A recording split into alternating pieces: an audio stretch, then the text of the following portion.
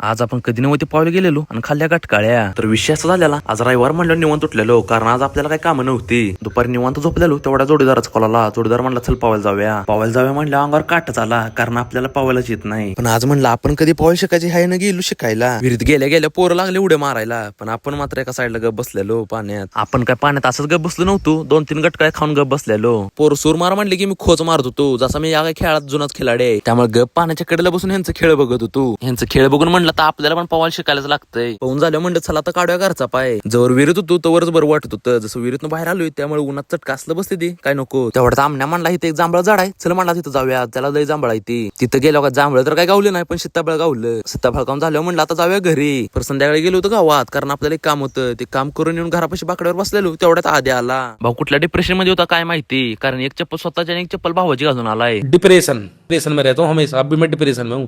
आता इथपर्यंत व्हिडिओ बघितलाय सर लाईक आणि फॉलो करून जावा. चला भेटूया पुढच्या ब्लॉग मध्ये.